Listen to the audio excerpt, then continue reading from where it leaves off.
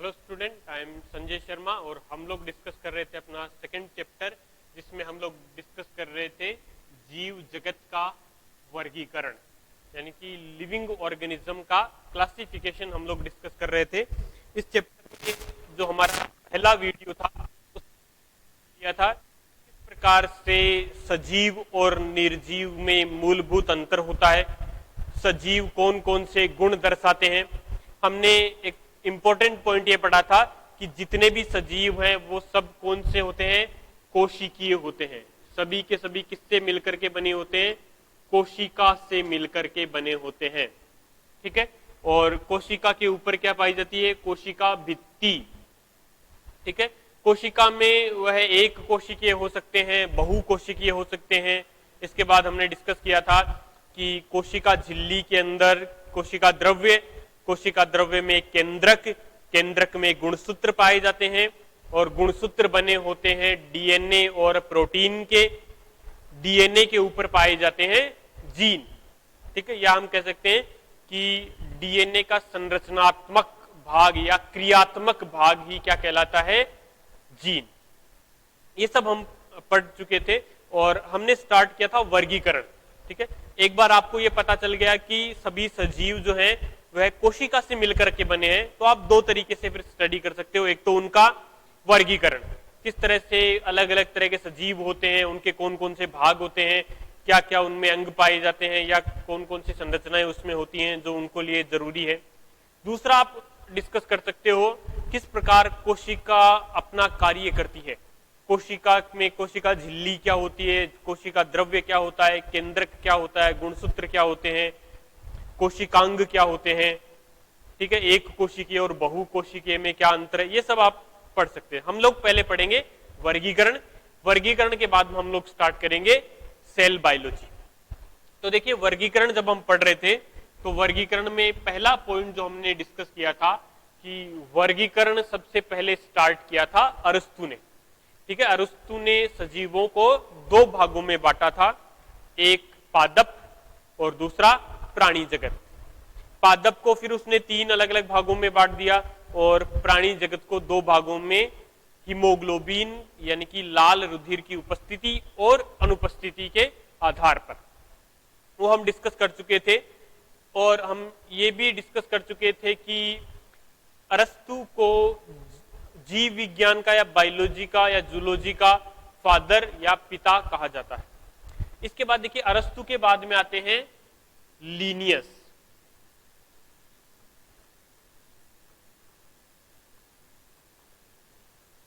ठीक है, Linnaeus, Carolus Linnaeus.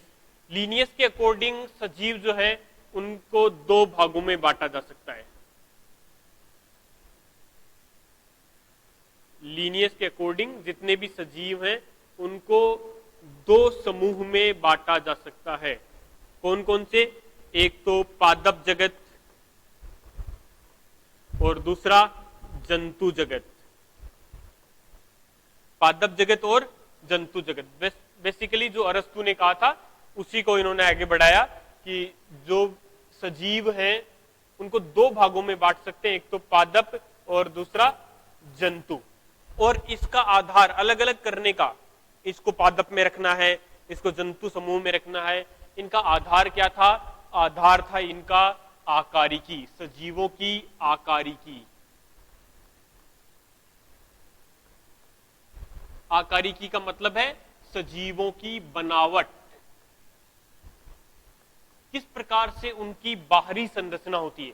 आंतरिक संरचना लीनियस ने नहीं देखी, केवल बाहरी बनावट के आधार पर इन्होंने सजीवों को दो भागों में बांट दिया, पादप और जंतु जगत।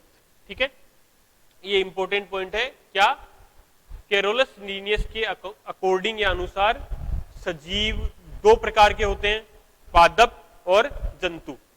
और इसका आधार क्या है, इसका आधार है बनावट। ठीक है, बनावट के आधार पर उसने दो भागों में बांट दिए, आंतरिक संरचना उन्होंने नहीं देखी। ठीक है, तो ये सिद्धांत जो था उसे द्विजगत सिद्धांत कहा गया। ये जो सिद्धांत था इनका, इसे द्विजगत सिद्धांत कहा गया। द्विजगत सिद्धांत और ये काफी समय तक प्रचलित था, ठीक है, बहुत लंबे समय तक ये प्रचलित था। लेकिन इसके साथ कुछ समस्याएं हैं।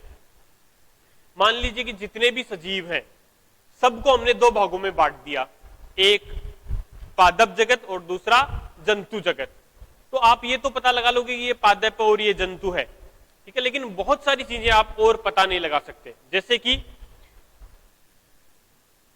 कौन से जंतु प्रोकैरियोटिक हैं,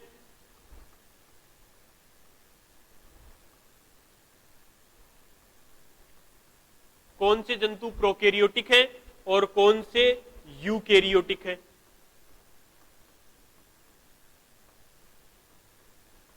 ये आप इससे पता नहीं लगा सकते कि प्रोकैरियोटिक कौन है, यूकैरियोटिक कौन है। दूसरा इसमें समस्या ये है कि कौन सा जीव एक कोशिकीय है और कौन सा जीव बहुकोशिकीय है।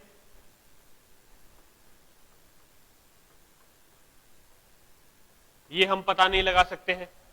इसके अलावा कौन से जीव प्रकाश संश्लेषण करते हैं,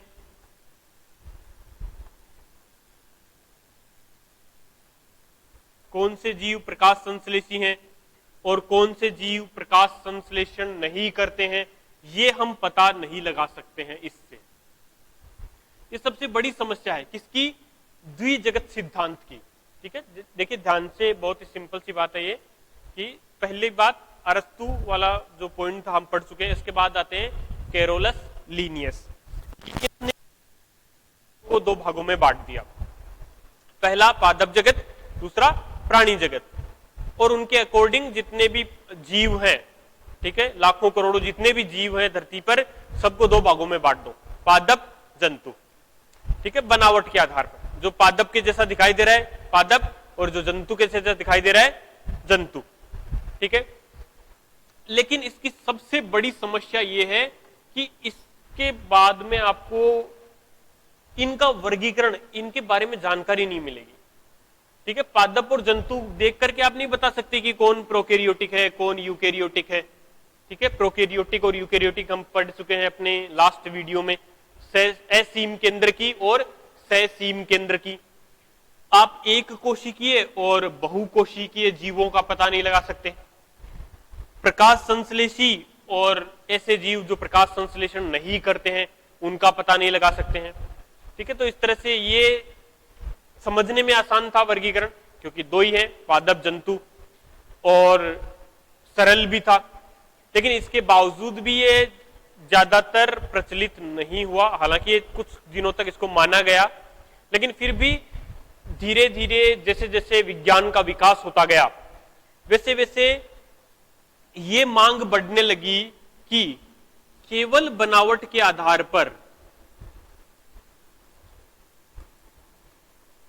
केवल बनावट या आकारिकी के आधार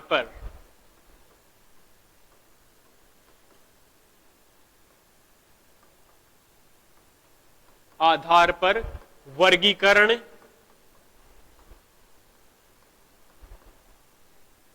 सही नहीं होगा या मान्य नहीं होगा, ठीक है। केवल बनावट के आधार पर आप वर्गीकरण नहीं कर सकते हैं, ठीक है।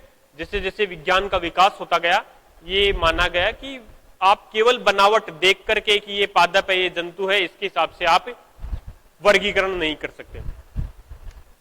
मांग बढ़ने लगी कि वर्गीकरण में कोशिका की संरचना, देखिए अब केवल बनावट नहीं है, अब आंतरिक संरचना भी इसमें भाग लेती है। तो कोशिका की संरचना,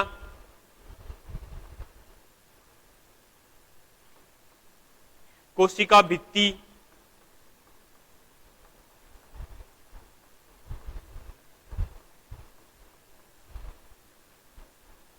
उपापचय, जनन,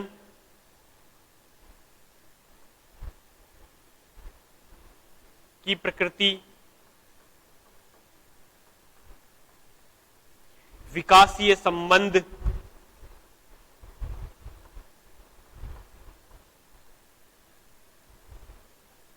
आधी को भी सम्मिलित किया जाना चाहिए। ये मांग धीरे धीरे बढ़ने लगी। ठीक है, क्या हुआ कि केरोलस के अनुसार दो जगत बन गए, लेकिन फिर प्रॉब्लम ये हो गई कि प्रोकैरियोटिक, यूकैरियोटिक, एक कोशिकीय, बहुकोशिकीय, प्रकाश संश्लेषी और परपोषी जीवों में फर्क पता नहीं चलेगा फिर। तो इसलिए ये मांग धीरे धीरे बढ़ी कि केवल आकारिकी आप देख करके किसी को एक ग्रुप दूसरे ग्रुप में नहीं रख सकते हैं। ठीक है, तो वर्गीकरण में कोशिका की संरचना, कोशिका भित्ति, उपापचय, जनन की प्रक्रिया और विकासीय संबंधों को भी शामिल किया जाना चाहिए। इन सबको भी वर्गीकरण का आधार बनाया जाना चाहिए। वर्गीकरण का आधार बनाया जाना चाहिए।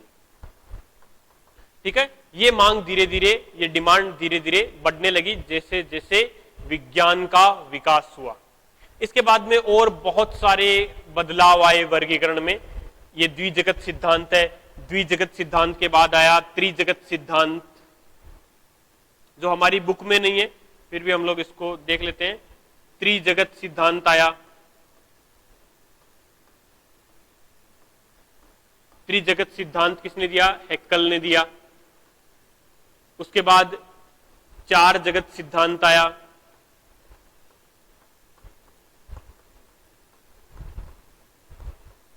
चार जगत सिद्धांत दिया कोपलैंड ने। कोपलैंड ने। इसके बाद सबसे इंपॉर्टेंट आता है पांच जगत सिद्धांत।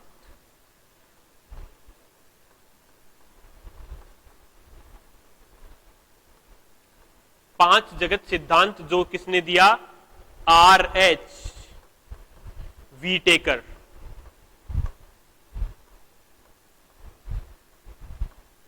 आर.एच. वीटेकर ने पांच जगत सिद्धांत दिया, जो कि बहुत ही फेमस एक थ्योरी है या क्लासिफिकेशन। जो सबसे इंपॉर्टेंट क्लासिफिकेशन है वह है five kingdom theory, given by R H. Whittaker. किसने दिया था? फाइव किंगडम थ्योरी या पांच जगत सिद्धांत दिया था आर.एच. वीटेकर ने दिया था 1969 में। ठीक है, आर.एच. वीटेकर ने सजीवों को पांच भागों में बांटा। ठीक है, मोनेरा, प्रोटिस्टा, फंजाई, पादप और जंतु। ठीक है, याद रखिए पांच जगत सिद्धांत। पांच जगत सिद्धांत से पहले कौन सा था? चार जगत सिद्धांत था। उससे पहले था त्रिजगत सिद्धांत और उससे पहले था द्विजगत सिद्धांत। ठीक है, द्विजगत सिद्धांत दिया था कैरोलस लीनियस ने। त्रिजगत सिद्धांत दिया है एर्नस्ट हैक्कल ने। इसके अलावा चार जगत सिद्धांत दिया है कोपलैंड ने और पांच जगत सिद्धांत दिया है आर.एच. वीटेकर ने। आर.एच. वीटेकर के अनुसार, जो कि सबसे इंपॉर्टेंट थ्योरी है, ठीक है, आर.एच. वीटेकर के अनुसार सजीव हमेशा पांच भागों में बांटे जा सकते हैं। ठीक है, याद रखिए अकॉर्डिंग टू वीटेकर, वीटेकर के अनुसार दुनिया में जितने भी सजीव हैं, जो भी सजीव आप देखते हो, ठीक है, चाहे वो कोई सा भी सजीव हो, उनको पांच अलग अलग समूह में बांटा जा सकता है। कौन कौन से वो पांच समूह हैं? पहला समूह है मोनेरा।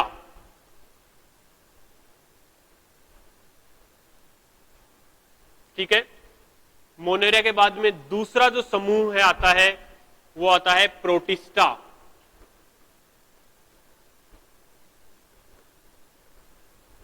तीसरा जो समूह आता है वह आता है फंजाई।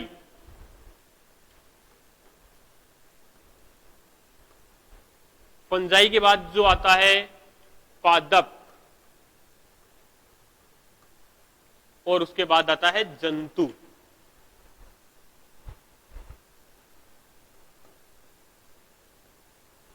ठीक है, तो याद रखिए वीटेकर के अनुसार जितने भी सजीव हैं उनको पांच अलग अलग भागों में बांटा जा सकता है।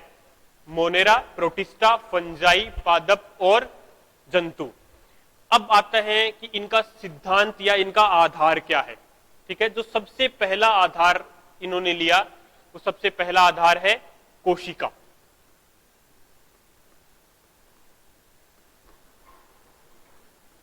सबसे पहला आधार आर.एच. व्हीटेकर का, जिन्होंने सभी सजीवों को 5 अलग अलग समूह में बांट दिया। तो 5 अलग अलग समूह हैं, मोनेरा, प्रोटिस्टा, फंजाई, पादप और जंतु जगत। ठीक है, तो इनका आधार आप किस तरह से सजीवों को 5 अलग अलग समूह में रख सकते हैं, उसका कोई ना कोई आधार होगा। तो इसके लिए बहुत सारे आधार उन्होंने लिए, जिसमें सबसे पहला था कोशिका। ठीक है, कोशिका के अनुसार अगर देखें तो मोनेरा होते हैं प्रोकैरियोटिक।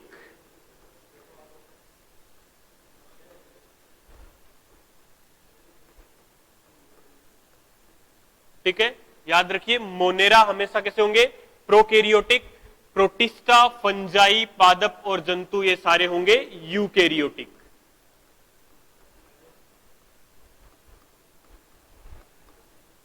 फंजाई भी यूकैरियोटिक होंगे, पादप यूकैरियोटिक और जंतु भी कैसे होंगे, यूकैरियोटिक। इसका मतलब है कि केवल मोनेरा ऐसा समूह होगा जिसमें केंद्रक पूर्ण रूप से विकसित नहीं होगा। इसके अलावा प्रोटिस्टा, फंजाई, पादप और जंतु में केंद्रक के ऊपर केंद्रक झिल्ली पाई जाएगी और केंद्रक पूर्ण रूप से या सुविकसित केंद्रक इनमें पाया जाएगा। इसके बाद दूसरा अगर हम बात करते हैं कोशिका भित्ति, दूसरा जो इसका आधार था वो था कोशिका भित्ति।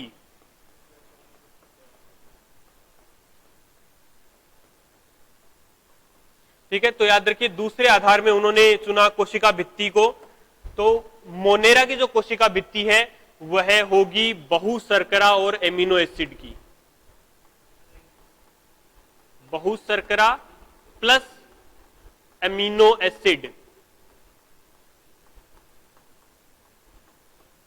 ठीक है, देखिए अगर हम हमेशा से पढ़ते आए हैं कि पादप में कोशिका झिल्ली के ऊपर कोशिका भित्ति पाई जाती है और वह कोशिका भित्ति होती है सेल्यूलोज की, ये होती है पादप में।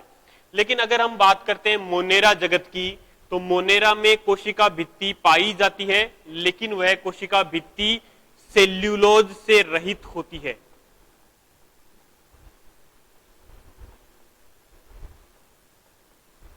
इस कोशिका भित्ति में कभी भी सेल्यूलोज नहीं पाया जाएगा। अगर बात करते हैं प्रोटिस्ट समूह की, तो प्रोटिस्ट समूह में कुछ जीव ऐसे हैं जिनमें कोशिका भित्ति पाई जाती है और कुछ जीव ऐसे होते हैं जिनमें कोशिका भित्ति नहीं पाई जाती।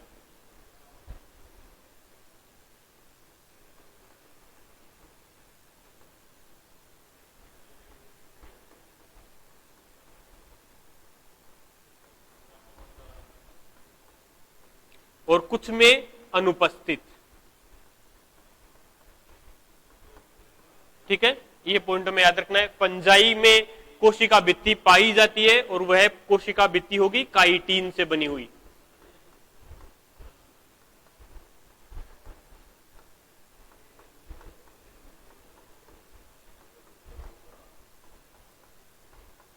ठीक है, काइटिन की कोशिका भित्ति होगी। इसके बाद में पादप में कोशिका भित्ति होगी सेल्यूलोज की।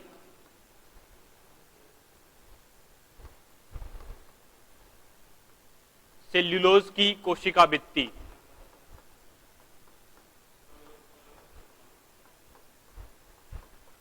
और यहां पर अगर जंतु की बात करें तो कोशिका भित्ति क्या होगी, अनुपस्थित। ठीक है, कोशिका भित्ति क्या होगी, अनुपस्थित।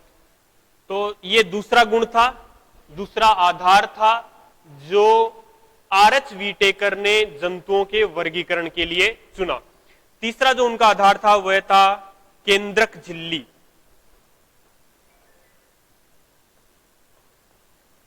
केंद्रक झिल्ली। ठीक है, याद रखिए अगर मोनेरा प्रोकैरियोटिक है तो इसका मतलब है केंद्रक के ऊपर जो झिल्ली है वह क्या होगी, अनुपस्थित।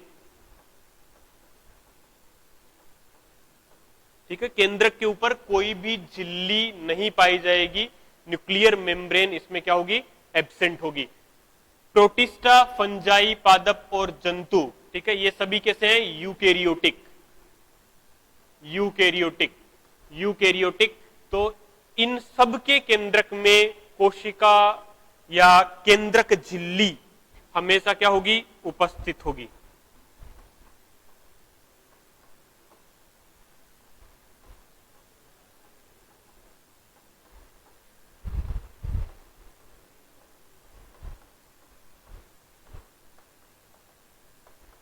ठीक है, तो ये याद करना बहुत ही सिंपल है। मोनेरा एक ऐसा समूह है जो कि कैसा है, प्रोकैरियोटिक है, यानी कि असीम केंद्र की है। बाकी जितने भी हैं सब कैसे होंगे, यूकैरियोटिक। जो प्रोकैरियोटिक है उसकी केंद्रक झिल्ली क्या होगी, अनुपस्थित। बाकी जितने भी समूह हैं इनमें केंद्रक झिल्ली क्या होगी, उपस्थित होगी। और याद रखिए कोशिका भित्ति, ये हमें याद करना है, कोशिका भित्ति मोनेरा में पाई जाती है, लेकिन वह सेल्यूलोज की नहीं होगी, वह है पॉलीसेकेराइड और अमीनो एसिड की बनी होगी, यानी कि बहुशर्करा और अमीनो एसिड की बनी होती है। प्रोटिस्टा में कुछ जीव ऐसे हैं जिनमें कोशिका भित्ति पाई जाती है और कुछ में ये अनुपस्थित होती है। फंजाई में कोशिका भित्ति पाई जाती है लेकिन हमेशा किसकी बनी होगी, काइटिन की। पादप में ये बनी होती है सेल्यूलोज की, और जंतु जगत में कोशिका के ऊपर कोशिका भित्ति हमेशा रहती है अनुपस्थित। इसके बाद हम नेक्स्ट जो आधार है इसको लेंगे। नेक्स्ट आधार उन्होंने चुना काय संरचना, यानी कि शारीरिक संरचना।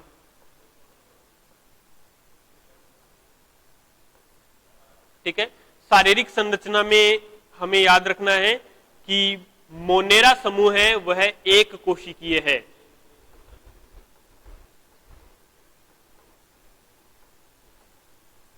मोनेरा समूह एक कोशिकीय, प्रोटिस्टा एक कोशिकीय,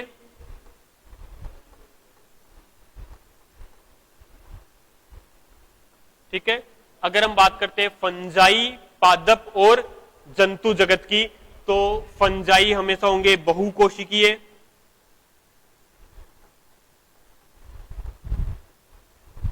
बहुकोशिकीय और इनमें दृढ़ उत्तक पाए जाएंगे। ठीक है, जो हार्ड टिश्यूज हैं वो इनमें पाए जाएंगे। इसके अलावा पादप हमेशा बहुकोशिकीय होंगे,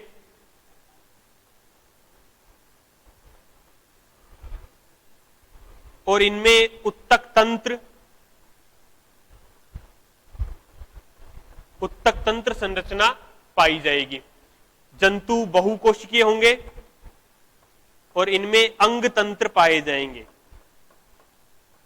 अंग तंत्र का मतलब है, जैसे आपने 10th क्लास में पढ़ा होगा, मानव के अलग अलग अंग, जिनमें मानव का शरीर, क्योंकि मानव क्या है, एक एनिमल किंगडम में आएगा, और उसमें शरीर जो है वह अलग अलग सिस्टम्स में अलग अलग तंत्र से, जिसमें पाचन तंत्र, श्वसन तंत्र, ठीक है, इन अलग अलग तंत्रों से मिलकर के बना होता है।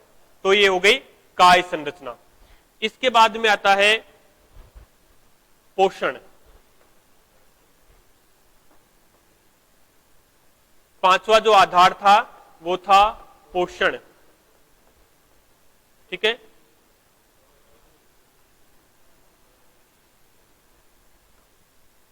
पोषण की अगर हम बात करें तो मोनेरा समूह जो है वह स्वपोषी भी हो सकते हैं और परपोषी भी हो सकते हैं। मोनेरा समूह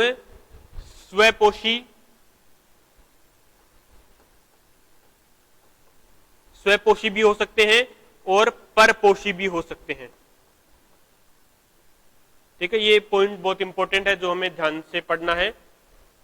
मोनेरा समूह एक ऐसा समूह है जो स्वपोषी भी है, परपोषी भी है। स्वपोषी का मतलब वो होते हैं जो अपना भोजन खुद बनाते हैं। ठीक है, खुद बनाते हैं का मतलब है वो या तो प्रकाश संश्लेषण कर सकते हैं, या तो क्या कर सकते हैं, प्रकाश संश्लेषण, या फिर वह रसायन संश्लेषण कर सकते हैं।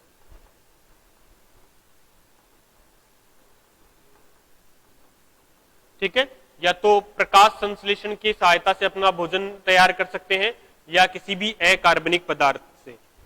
अगर बात करते हैं परपोषी की, ऐसे जीव जो अपना भोजन खुद नहीं बनाते और अपने भोजन के लिए किसी दूसरे पर निर्भर करते हैं, वो दो प्रकार के हो सकते हैं, या तो परजीवी या मृतपोषी। वो या तो हो सकते हैं परजीवी जो किसी दूसरे शरीर पर या दूसरे जीव के ऊपर रहते हैं, ठीक है, जैसे अगर हम बात करते हैं मनुष्य में जू, ठीक है, तो इस तरह की संरचनाएं वो होती हैं जो परजीवी होते हैं, टिक्स, माइट्स, ठीक है। ऐसी संरचनाएं या ऐसे जीव किसी दूसरे जीव को हानि पहुंचा करके अपना भोजन प्राप्त करते हैं, या फिर हो सकते हैं मृत जीवी, ऐसे जीव जो मरे हुए या डेड बॉडीज जो होती हैं उनको खा करके अपना भोजन प्राप्त करते हैं। अगर बात करते हैं प्रोटिस्टा की, तो प्रोटिस्ट में स्वपोषण भी हो सकता है और परपोषण भी हो सकता है। ये स्वपोषी और परपोषी दोनों हो सकते हैं। फंजाई, फंजाई या जिसको बोला जाता है कवक, वो हमेशा होंगे परपोषी।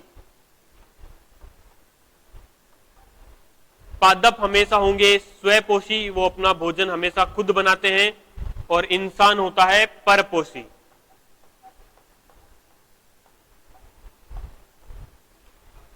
ठीक है, इसके बाद लास्ट जो आता है वह है जनन। वर्गीकरण का जो आखिरी आधार आर.एच. व्हीटेकर ने लिया था वह है जनन। जनन में हमें याद रखना है कि फंजाई, प्लांट और एनिमेलिया यानी कि जंतु, इन तीनों में होगा निषेचन।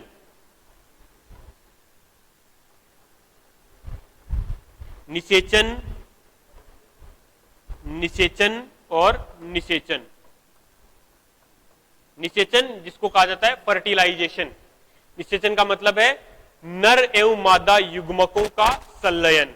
ठीक है, इसके बाद बनेगा भ्रूण।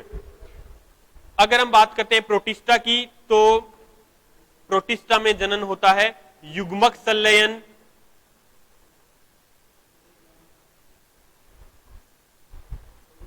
या समयुग्मक, संयुग्मन से। अगर बात करते हैं मोनेरा की, तो जनन होता है संयुग्मन द्वारा। ठीक है, तो स्टूडेंट्स ये एक बहुत ही फेमस क्लासिफिकेशन है जिसको हमें हमेशा याद रखना है। दिस क्लासिफिकेशन, ये क्लासिफिकेशन जो था वो दिया था आर.एच. व्हीटेकर ने 1969 में। ठीक है, इसके अनुसार सजीवों को 5 अलग अलग समूह में बांटा गया है, जिसमें मोनेरा, प्रोटिस्टा, फंजाई, पादप और जंतु आते हैं। इसके साथ में इनके वर्गीकरण का आधार भी है। ठीक है, वर्गीकरण का आधार ये नहीं है जैसे कि लीनियस ने लिया था कि जो पौधे जैसा दिखाई दे रहा है उसको पादप जगत में डाल दो और जो जंतु जैसा दिखाई दे रहा है उसको जंतु जगत में। ये तो केवल बाह्य आकारी की है। ठीक है, इसके आधार पर आप वर्गीकरण नहीं कर सकते हैं, या ऐसा वर्गीकरण सही नहीं होगा या मान्य नहीं होगा। तो इसके बाद आते हैं व्हीटेकर, जिन्होंने आंतरिक संरचना के आधार पर, जनन के आधार पर, पोषण के आधार पर, कोशिका भित्ति के आधार पर सभी सजीवों को 5 समूह में बांटा। व्हीटेकर के अनुसार इस दुनिया में जितने भी सजीव हैं सबको आप 5 किंगडम में या 5 अलग अलग ग्रुप में डाल सकते हैं, जिसमें मोनेरा, प्रोटिस्टा, फंजाई, प्लांट और एनिमेलिया। ठीक है, पादप और जंतु, इनका आधार हम लोग पढ़ चुके हैं। मोनेरा केवल एक ऐसा है प्रोकैरियोटिक। इनमें जो एक क्वेश्चन बनता है, देखिए, मोनेरा है एक कोशिकीय प्रोकैरियोटिक। ठीक है, एक कोशिकीय प्रोकैरियोटिक, और प्रोटिस्टा है एक कोशिकीय यूकैरियोटिक। ये इंपॉर्टेंट क्वेश्चन है जो बहुत बार एग्जाम में पूछा जा सकता है। ठीक है, प्रोटिस्टा है एक कोशिकीय यूकैरियोटिक और मोनेरा है एक कोशिकीय प्रोकैरियोटिक। तो केवल मोनेरा प्रोकैरियोटिक है, बाकी सब यूकैरियोटिक होंगे। कोशिका भित्ति के बारे में हम पढ़ चुके हैं डिटेल में। केंद्रक झिल्ली जो प्रोकैरियोटिक है उनमें अनुपस्थित होगी, जो यूकैरियोटिक है उनमें उपस्थित होगी। काय संरचना यानी कि शारीरिक संरचना, ये एक कोशिकीय, बाकी सब बहुकोशिकीय। पोषण हम लोग पढ़ चुके हैं। जनन, तो ये सब है किसी भी वर्गीकरण के आधार। ठीक है, इसके बाद में आगे और भी वर्गीकरण आता है, लेकिन हम लोग यही वर्गीकरण फॉलो करेंगे। और हमारा जो ये चैप्टर है इसमें हम लोग पढ़ेंगे मोनेरा के बारे में, प्रोटिस्टा के बारे में, फंजाई के बारे में, ठीक है। और उसके जो अगले चैप्टर है इसमें पादप के बारे में, और नेक्स्ट चैप्टर में जंतुओं के वर्गीकरण के बारे में पढ़ेंगे। तो हम लोग स्टार्ट करेंगे मोनेरा, और मोनेरा हम लोग स्टार्ट करेंगे अपने नेक्स्ट वीडियो में। तब तक के लिए थैंक यू।